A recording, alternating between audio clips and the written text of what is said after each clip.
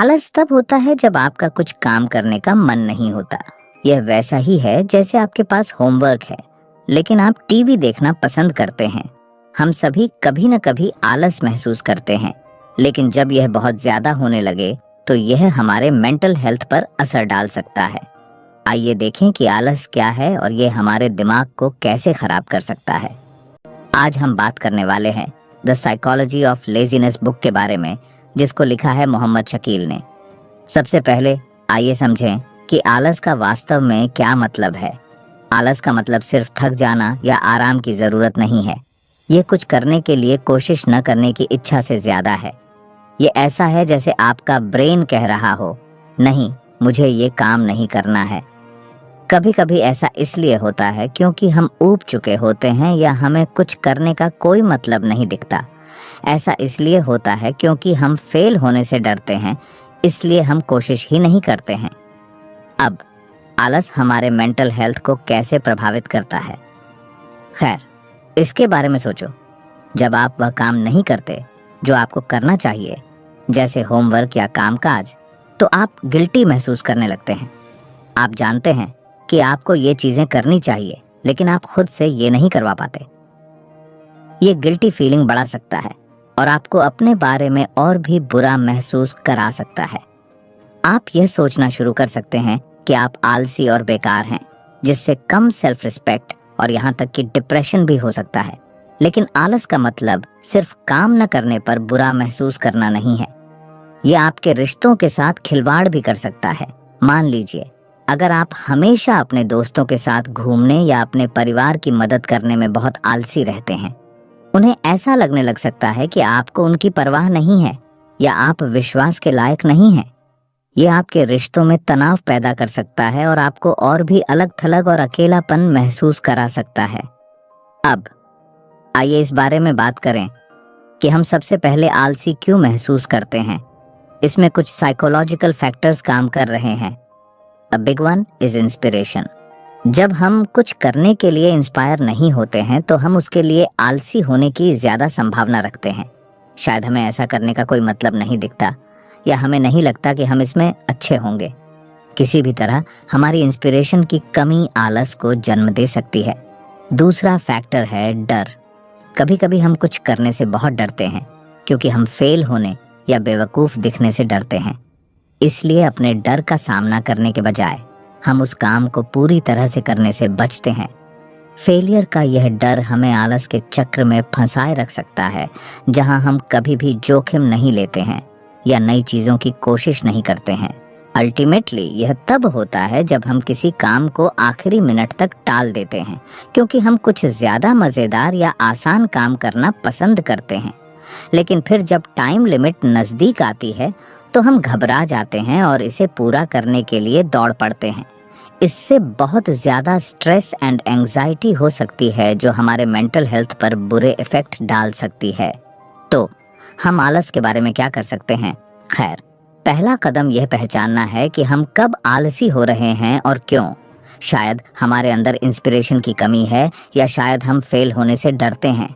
एक बार जब हम समझ जाते हैं कि हम आलसी क्यों हो रहे हैं तो हम इस पर काबू पाने के लिए कदम उठाना शुरू कर सकते हैं। आलस से निपटने का एक तरीका कामों को छोटे, ज्यादा पार्ट्स में डिवाइड करना है और जब हम अपने टारगेट तक पहुंचते हैं तो यह वास्तव में अच्छा लगता है और हमें आगे बढ़ने के लिए एनकरेज करता है। हमारे मेंटल हेल्थ का ध्यान रखना भी ज़रूरी है। अगर हम ओवरवेल्म्ड और स्ट्रेस्ड महसूस कर रहे हैं तो ब्रेक लेना और कुछ मज़ेदार या आरामदेह काम करना ठीक है। कभी कभी हमें खुद को तरोताज़ा करने और पटरी पर वापस आने के लिए थोड़ी सी सेल्फ केयर की ही ज़रूरत होती है। आलस का मतलब काम करने में मन न लगने से कहीं ज़्यादा है। इसका हमारे मेंटल हेल्थ और रिश्तों पर गंभीर प्रभाव पड़ सकता है। ये समझकर कि हम आलसी क्यों महसूस करते हैं और इसे दूर करने के लिए कदम उठाकर हम ज़्यादा खुशहाल, हेल्थी जीवन जी सकते हैं। तो अगली बार जब आप आलसी महसूस करें तो अपने आप से पूछें कि ऐसा क्यों है और आप इसे बदलने के लिए क्या कर सकते हैं। आलस को समझना। क्या आपने कभी सोचा है कि कुछ लोग दूसरों के कंपेयर में ज़्यादा आलसी क्यों लगते हैं? आलस का मतलब सिर्फ काम न करने की इच्छा नहीं है, ये एक कॉम्प्लेक्स बिहेवियर है जो कई फैक्टर से प्रभावित हो सकता है। इस समरी में हम आलस की जड़ों की खोज करेंगे और पता लगाएंगे कि कैसे बचपन के एक्सपीरियंस, सोशल इम्पैक्ट और पर्सनल बिलीफ्स आलस की ओर हमारी सोच को आकार देती हैं। सबसे पहले बात करते हैं बचपन के एक्सपीरियंसेस की। हमारे अर्ली ईयर्स एक व्यक्ति के रूप में हम कौन हैं, इसे आकार देने में इम्पॉर्टेंट भूमिका निभाते हैं, जिसमें हमारी वर्क एथिक और कामों के लिए अप्रोच भी शामिल है। एग्जाम्पल के लिए, अगर कोई बच्चा ऐसे माहौल में बड़ा होता है जहां उनके प्रयासों के लिए लगातार अप्रिसिएशन की जाती है और चुनौतियों का सामना करने के लिए एनकरेज किया जाता है, तो उनमें एक मजबूत वर्क एथिक डेवलप होने और आलस की संभावना कम होती है। दूसरी ओर, यदि कोई बच्चा लगातार क्रिटिसिज्म का एक्सपीरियंस करता है या उसे इंडिपेंडेंट रूप से काम करने और सीखने की अपॉर्चुनिटी नहीं दिया जाता है, तो उनमें फेलियर का डर या इंस्पिरेशन की कमी डेवलप हो सकती है, जिससे आलस पैदा हो सकता है। इसके अलावा जिस तरह से हम बड़े हुए हैं, वह आलस के बारे में हमारी परसेप्शन को भी प्रभावित कर सकता है। कुछ कल्चर्स में कड़ी मेहनत और प्रोडक्टिविटी पर जोर दिया जाता है और आलस को अक्सर नापसंद किया जाता है। ऐसे एनवायरनमेंट में पले बड़े बच्चे इन बिलीफ्स को एक्सेप्ट कर सकते हैं और जब वे सोशल एक्सपेक्टेशंस को पूरा नहीं करते हैं तो वे दोषी या शर्मिंदा महसूस करते हैं। इसके अलावा उन कल्चर्स में जहां लेजर एंड रिलैक्सेशन को महत्व दिया जाता है, आलस को ज्यादा एक्सेप्टेबल बिहेवियर के रूप में देखा जा सकता है, जिससे काम और प्रयास के लिए एक अलग पर्सपेक्टिव पैदा होता है। आलस की ओर हमारी सोच को आकार देने में सोशल इम्पैक्ट भी महत्वपूर्ण भूमिका निभाते हैं। आज की तेज तर्रार दुनिया में हम पर लगातार इंस्टेंट सेटिस्फैक्शन और इस विचार को बढ़ावा देने वाले मैसेजेस की बौछार हो रही है कि मिनिमल एफर्ट से सक्सेस प्राप्त की जा सकती है। क्विक सॉल्यूशन का वादा करने वाले एड्स से लेकर आराम की जिंदगी को ग्लैमरस बनाने वाले सोशल मीडिया इन्फ्लुएंसर्स तक, ये एक्सटर्नल इन्फ्लुएंसेस इस परसेप्शन को मजबूत कर सकते हैं कि आलसी होना या शॉर्टकट अपनाना ठीक है। व्यक्तियों में लॉन्ग टर्म गोल्स के कंपेयर में टेम्पररी आनंद को प्रायोरिटी देने की सोच ज्यादा हो सकती है, जो आलस के पैटर्न में कंट्रीब्यूशन करती है। इसके अलावा आलस के लिए पर्सनल बिलीफ्स एंड एटीट्यूड्स एक व्यक्ति से दूसरे व्यक्ति में डिफरेंट हो सकते हैं। कुछ व्यक्ति आलस को एक कैरेक्टर फ्लॉ या कमजोरी के सिग्नल के रूप में देख सकते हैं, जबकि कई इसे जीवन का एक स्वाभाविक हिस्सा या तनाव से निपटने के लिए एक कोपिंग मैकेनिज्म्स के रूप में देख सकते हैं। इन बिलीफ्स को हमारी upbringing, cultural background and personal experiences द्वारा आकार दिया जा सकता है और वे प्रभावित कर सकते हैं कि हम अपने आलस को कैसे समझते हैं और उस पर कैसे रिएक्शन करते हैं। एग्जाम्पल के लिए, कोई व्यक्ति जो मानता है कि आलस मॉरली गलत है, जब वह कामों को टालता है तो उसे गिल्टी फीलिंग या सेल्फ क्रिटिसिज्म की भावना का एक्सपीरियंस हो सकता है, जबकि कोई व्यक्ति जो आलस को सेल्फ केयर के एक रूप में देखता है, वह ब्रेक लेने और अपनी भलाई को प्रायोरिटी देने में सही महसूस कर सकता है। आलस एक कॉम्प्लेक्स बिहेवियर है जो बचपन के experiences, social influences and personal beliefs सहित वेरियस फैक्टर्स से प्रभावित होता है। अगर आपको ये वीडियो अच्छी लग रही है तो बुक इनसाइडर चैनल को सब्सक्राइब करना न भूलें, और अगर आप हमें सपोर्ट करना चाहते हैं तो आप हमारी मेंबरशिप खरीद सकते हैं या हमें डोनेट भी कर सकते हैं। आलस की जड़ों को समझकर और वे कैसे हमारे एटीट्यूड्स एंड बिहेवियर को आकार देते हैं, हम आलस के लिए अपनी सोच को एड्रेस करना और उस पर काबू पाना शुरू कर सकते हैं। चाहे एक मजबूत वर्क एथिक डेवलप करना, सोशल नॉर्म्स को चुनौती देना या आलस के बारे में हमारे बिलीफ्स का रिवैल्यूएशन करना, ऐसे कई तरीके हैं जिनसे हम ज्यादा फुल एंड प्रोडक्टिव जीवन जीने का प्रयास कर सकते हैं। Impact of laziness. नौकरी और काम की बड़ी दुनिया में आलस बहुत परेशानी का रीजन बन सकता है। जब लोग काम में वह प्रयास नहीं करते जो उन्हें करना चाहिए, तो यह कई तरह से चीजों को गड़बड़ा सकता है। आइए देखें कि आलस प्रोडक्टिविटी, कोवर्कर्स के साथ रिलेशनशिप्स एंड वर्कप्लेस में आगे बढ़ने की अपॉर्चुनिटीज को कैसे प्रभावित करता है। सबसे पहले प्रोडक्टिविटी के बारे में बात करते हैं। प्रोडक्टिविटी ये है कि एक फिक्स्ड टाइम में कितना काम पूरा हो जाता है। जब लोग काम में आलसी होते हैं तो वे उतना काम नहीं कर पाते जितना वे कर सकते थे। हो सकता है कि वे अपना काम करने के बजाय अपने दोस्तों के साथ बातचीत करने या अपने फोन चेक करने में बहुत ज्यादा समय बिताते हों। इसका मतलब है कि कामों को पूरा होने में ज्यादा समय लगता है और कभी-कभी वे बिल्कुल भी पूरे नहीं होते हैं। जब ऐसा होता है तो यह पूरी टीम को धीमा कर सकता है और सभी के लिए अपने गोल तक पहुंचना डिफिकल्ट बना सकता है। अब कॉलीग्स के साथ रिलेशंस के बारे में बात करते हैं।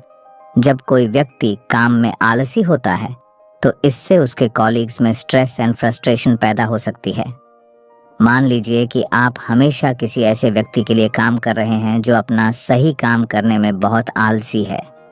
ये आपके लिए सही नहीं है और इससे आप में उनके लिए नाराजगी पैदा हो सकती है। इससे वर्क प्लेस पर एक टॉक्सिक माहौल बन सकता है जहां लोग एक दूसरे पर भरोसा नहीं करते हैं और टीम वर्क प्रभावित होता है। साथ ही यदि आपके कलीग आपको आलसी मानते हैं तो वे आपके साथ काम नहीं करना चाहेंगे या ज़रूरत पड़ने पर आपकी मदद नहीं करना चाहेंगे। एट द एंड डेवलपमेंट के अपॉर्चुनिटीज़ के बारे में बात करते हैं। मोस्ट ऑफ नौकरियों में यदि आप आगे बढ़ना चाहते हैं और बेहतर पद या ज़्यादा पैसा पाना चाहते हैं तो आपको खुद को साबित करना होगा। लेकिन अगर आप काम में आलसी हैं तो यह दिखाना मुश्किल है कि आप ज़्यादा जिम्मेदारी लेने में सक्षम हैं। आपका बॉस आपको इनक्रेडिबल या नौकरी के लिए कमिटेड नहीं समझ सकता है, जो आपको प्रमोशन और सैलरी इंक्रीज पाने से रोक सकता है। साथ ही यदि आप नए स्किल सीखने या खुद को बेहतर बनाने का प्रयास नहीं कर रहे हैं तो नए अपॉर्चुनिटी आने पर आपके नाम पर विचार किए जाने की पॉसिबिलिटी कम है। तो हम वर्क प्लेस में आलस के बारे में क्या कर सकते हैं? खैर, पहला कदम यह पहचानना है कि हम कब आलसी हो रहे हैं और क्यों। शायद हम अपनी नौकरी से ऊब चुके हैं या शायद हम ओवरवेल्म्ड महसूस कर रहे हैं और नहीं जानते कि कहां से शुरुआत करें। एक बार जब हम समझ जाते हैं कि हम आलसी क्यों हो रहे हैं तो हम इस पर काबू पाने के लिए कदम उठाना शुरू कर सकते हैं। एक चीज जो हम कर सकते हैं वह है कामों को छोटे, ज्यादा मैनेजेबल भागों में बांटना। जब हमारे पास काम करने के लिए कोई बड़ा प्रोजेक्ट होता है तो ये हमें भारी लग सकता है और हम इसे टालना चाहते हैं। लेकिन अगर हम इसे छोटे छोटे स्टेजेस में तोड़ दें तो यह मोर डूबल और कम डराने लगता है। साथ ही हम आगे बढ़ते हुए प्रोग्रेस देख सकते हैं जो हमें आगे बढ़ने के लिए इंस्पायर कर सकती है। एक और चीज जो हम कर सकते हैं वह है अपने लिए टारगेट सेट करना। किसी चीज पर काम करने से हमें वह इंस्पिरेशन मिल सकती है जिसकी हमें फोकस रहने और काम पूरा करने के लिए ज़रूरत होती है। साथ ही जब हम अपने टारगेट तक पहुंचते हैं तो यह वास्तव में अच्छा लगता है और हमें खुद को आगे बढ़ाने के लिए इंकरेज करता है। अपने कॉलीग्स के साथ कम्युनिकेशन करना और ज़रूरत पड़ने पर मदद मांगना भी इम्पॉर्टेंट है। अगर हम ओवरवेल्म्ड महसूस कर रहे हैं या किसी बात पर अटके हुए हैं तो कांटेक्ट करना और हेल्प मांगना ठीक है। साथ ही एज अ टीम एक साथ काम करने से काम ज़्यादा मैनेजेबल और कम डिफिकल्ट लग सकते हैं। Overcoming laziness, simple strategies for success. आलस एक आम ऑब्स्टिकल है जिसका सामना कई लोग अपने डेली लाइफ में करते हैं। यह हमें अपने गोल्स तक पहुंचने, सक्सेस पाने और एक फुल लाइफ जीने से रोक सकता है। हालांकि कुछ स्ट्रेटजीज और टेक्निक्स को लागू करके कोई भी आलस पर काबू पा सकता है और अपनी पूरी कैपेसिटी का यूज कर सकता है। ऑथर लोगों को इंस्पिरेशन बढ़ाने और देरी से निपटने के लिए प्रैक्टिकल टिप्स और प्रैक्टिस प्रोवाइड करते हैं। आलस पर काबू पाने के लिए पहला कदम सेटिंग क्लियर गोल्स है।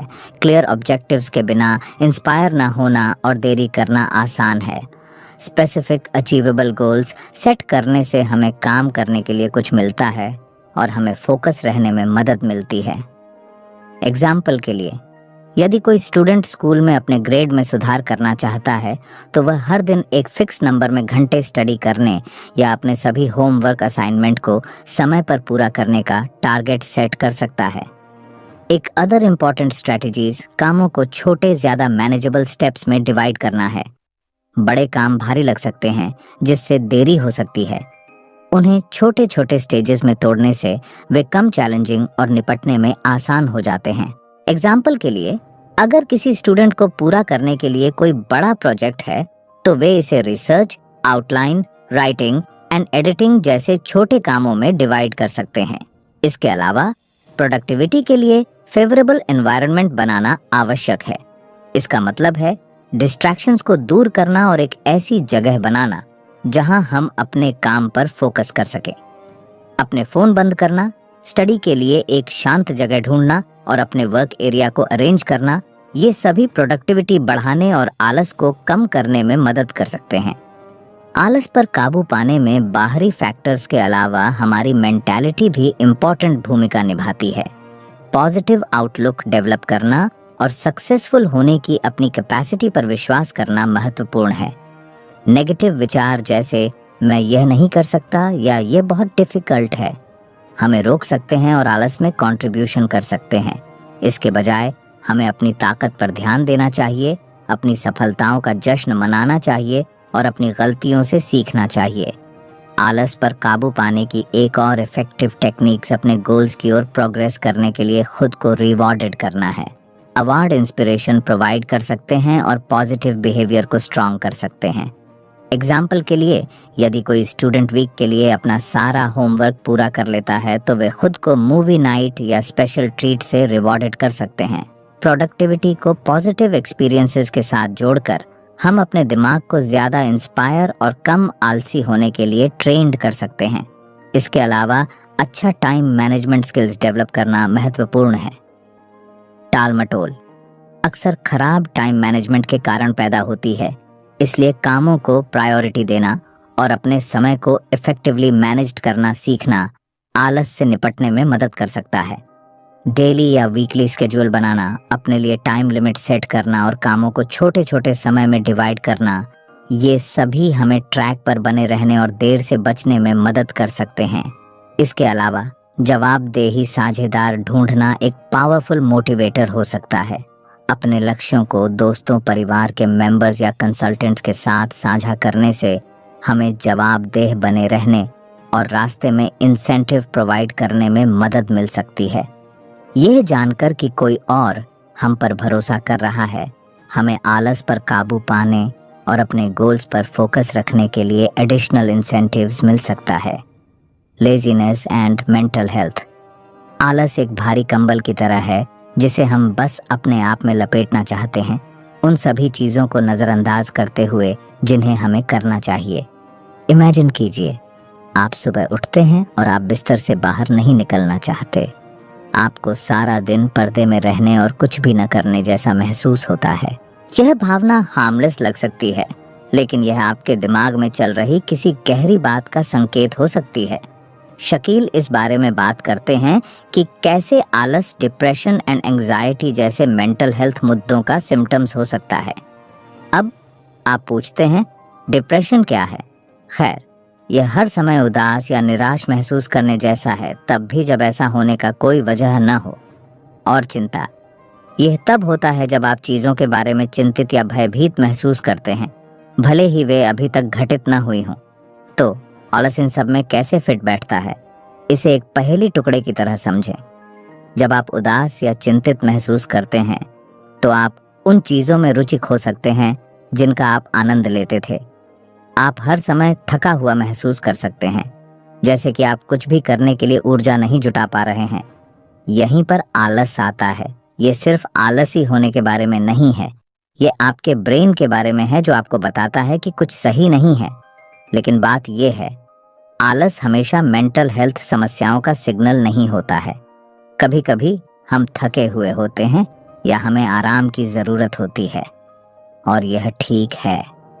हम सभी को कभी कभी आराम करने और तरोताज़ा होने की ज़रूरत होती है। लेकिन अगर आप देखते हैं कि आप अक्सर आलसी महसूस कर रहे हैं, तो इस बारे में किसी से बात करना एक अच्छा विचार हो सकता है।